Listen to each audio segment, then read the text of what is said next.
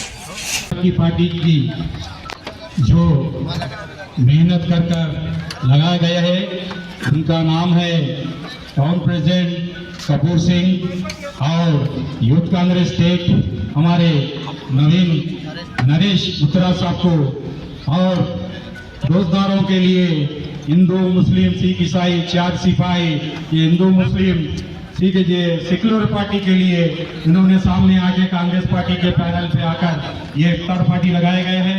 ये इफ्तार पार्टी में हमारे नौजवान खैर MLA काटा श्रीनिवास गौड़ साहब ने, हमारे नौजवान खैर अविनाश गौड़ साहब और नरेश मुत्तरा साहब को मैं खैर दिल से शुक्रिया अदा करता हूँ। ये पूरे मुसलमानों को रमजान की आप लोगों को सबको मुबारकबाद देता हूँ। ये मौका ये गरीब को दिया गया है, मैं उन लोगों को सबको शुक्रिया अदा करते हुए और मुबारकबाद देता हूँ। जय हिंद, जय कांग्रेस।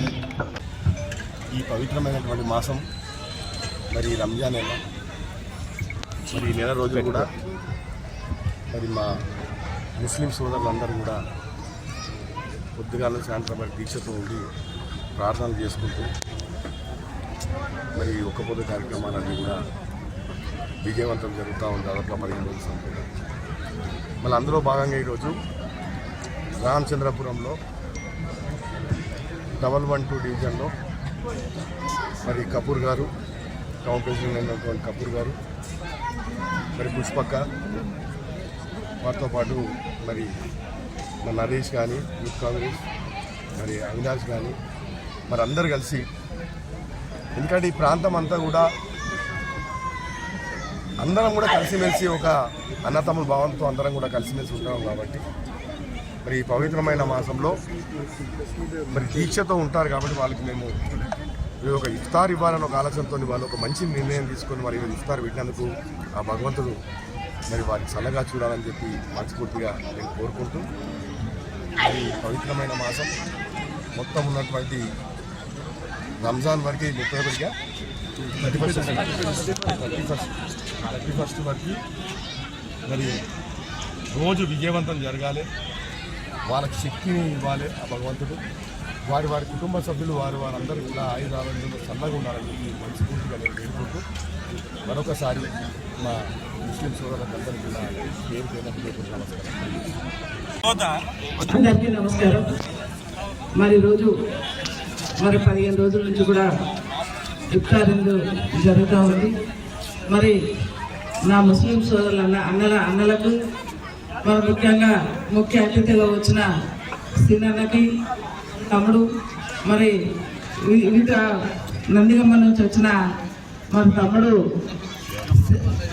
శివానంద్ గారు, మరి ఇక్కడ ఉన్న నా అన్నదమ్మలకి అక్క చెల్లెళ్ళకి పేరున నమస్కారం తెలియజేస్తూ, మరి రంజాన్ పండుగ వచ్చిందంటే రంజాన్ కానీ బక్రీద్ కానీ మరి ఒక్క కుటుంబ సభ్యుల్లాగా అందరం కలిసిమెలిసి ఉండేసేసి మరి బోనాలు బతుకమ్మ కానీ దసరా పండుగ కానీ ఏ పండుగలు వచ్చినా మన తెలంగాణలో ఎన్ని పండుగలు ఉన్నాయి అన్ని పండుగలు వచ్చినా మేము ఒక సోదరి భావంతో మరి హిందూ ముస్లిం బాయ్ బాయ్ అనుకుంటా మేము పండుగలకు కలవడము, రంజాన్కు మేము పోయి వాళ్ళ ఇళ్ళల్లో కలుస్తాము, దసరాకు మరి వాళ్ళు వచ్చి మాకు కలుస్తారు. మరి అందరం కలిసి కూడా కలిసికట్టు ఉండేసేసి మరి ఈ పండుగలను మరి సుఖ సంతోషాలతోటి ఆరోగ్యాలతో జరుపుకోవాలని చెప్పేసి కూడా నేను నా అన్నదమ్ములకు కోరుతా ఉన్నాను. ఎందుకంటే సంవత్సరానికి ఒక్కసారి వచ్చే పండుగ, ఈ నెల రోజులు వాళ్ళు ఒక్క పొద్దు ఉండేసేసి మరి వాళ్ళని తలుచుకుంటూ మరి ఒక్క పొద్దు ఇడుస్తారు. కాబట్టి వాళ్ళతో పాటు మేము కూడా ఏడా ఒక్క పొద్దు ఇడిచిన కానీ మేము అక్కడికి వెళ్ళేసేసి మరి వాళ్ళకు సంఘీభావన తెలపడం జరుగుతూ ఉన్నది. ఏదైతేనేం అందరూ వాళ్ళ సుఖ సంతోషాలతో ఉండాలి, ఆరోగ్యాలతో ఉండాలి. ఈ రంజాన్ పండుగ సుఖ సంతోషాలతోటి అందరూ జరుపుకోవాలని చెప్పేసి మనస్ఫూర్తిగా వాళ్ళని కోరుకుంటున్నాను.